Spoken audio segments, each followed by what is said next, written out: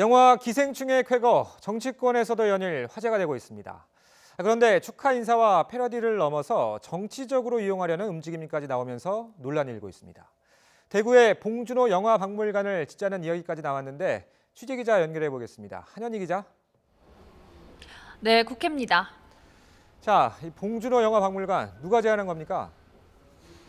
네, 자유한국당 비례대표 강효상 의원입니다. 대구 지역의 출마를 염두에 두고 있는 강 의원은 어제 보도자료를 내고 대구 신청사 옆 두류공원에 봉준호 영화박물관을 건립하겠다고 밝혔습니다. 봉 감독이 대구 출신이라는 이유에서인데요. 어제 원내대책회의 공개 발언에서도 봉 감독과 대구의 인연을 강조하면서 CJ그룹의 지원도 함께 지켜 세웠습니다. 직접 들어보시겠습니다. 봉준호 감독은 대구 출신입니다. 저도 동시대에 그 이웃 동네에서 학교를 같이 다녔습니다. 대기업인 CJ그룹의 지원이 없었더라면 오늘날 같은 쾌거가 있었을까 다시 한번 생각하게 됩니다. 강 의원뿐만 아니라 대구 지역 출마를 준비하고 있는 한국당 의원들도 이런 분위기에 함께하고 있습니다. 김규환 의원 역시 이 고향 사람 모두가 응원하고 있다라는 글을 올렸고, 곽상도 의원은 대구 남구 출신 봉 감독의 어린 시절을 언급하면서 영화관 등 문화시설 확충을 위해서 노력하겠다고 밝혔습니다. 하지만 시선이 곱지만은 않습니다. 사실 봉 감독과 배우 송강호 씨는 박근혜 정부 시절 문학의 블랙리스트에 올라 고초를 겪은 적이 있었죠. CJ 이미경 부회장 역시 영화 광해 제작과 변호인에 투자했다는 이유 등으로 일선에서 물러나야 하기도 했습니다. 이 때문에 정치적인 이유로 전 정권에서 배제했던 문학의 인사들을 이제는 이 총선에 이용하려는 것 아니냐는 비판이 나오고 있는 건데요. 정의당은 한국당이 봉 감독에 대한 숟가락 얹기에 나섰다면서 다른 당은 몰라도 한국당만큼은 이번 국면에 입을 다물어야 한다고 비판했습니다. 직접 들어보시겠습니다. 자유한국당은 이번 국면에서 해야 할 말이 단 하나밖에 없습니다.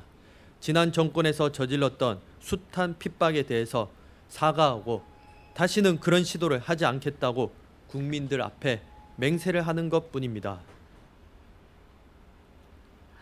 민주당 박찬대 의원 역시 자신의 SNS에 한국당의 축하가 뻔뻔함인지 진심인지 모르겠다며 비꼬았고, 홍일학 의원은 각종 연계 공약을 내거는 대구 출마 의원들을 비판한 기사를 소개하면서 이래서 출향인도 외면한다고 꼬집었습니다. 자, 이 기생충 열풍을 겨냥한 공약뿐만이 아니라 패러디도 넘쳐나고 있다고요?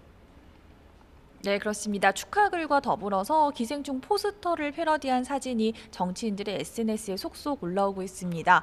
주인공들의 눈에 선을 그어서 가린 기생충 포스터의 특징을 살린 사진에 축하는 나눌수록 커지잖아요라는 패러디 문구를 적은 경우가 많은데요. 민주당 이재정, 김상희, 박경미 의원 등이 대표적입니다. 특히 박경미 의원은 어제 원내대책회의에서 자유한국당의 자매정당 미래한국당을 비판하면서 기생충으로 삼행시를 짓기도 했는데요. 직접 들어보시겠습니다. 기생충 삼행시로 표현하며 마무리하겠습니다. 기생정당은 생겨서는 안 됩니다.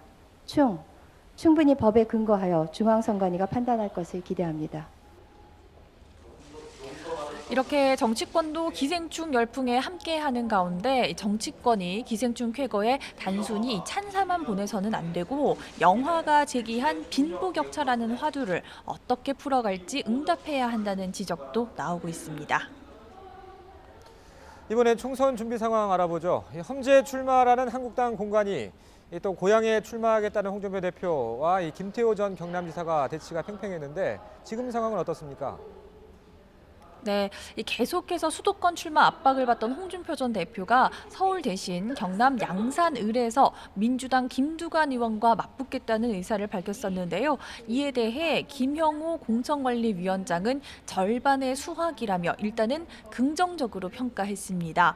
홍 전 대표의 마음을 일단 고향이 아닌 타지 출마 쪽으로 돌린 것이 의미가 있다는 얘기입니다. 하지만 김태호 전 경남지사는 여전히 고향 출마 의지를 꺾지 빠지지 않고 있는데요. 현재 정의당 텃밭으로 한국당에선 험지로 꼽히는 경남 창원 성산 등이 김 전 지사의 출마지로 거론되는 것으로 알려졌습니다.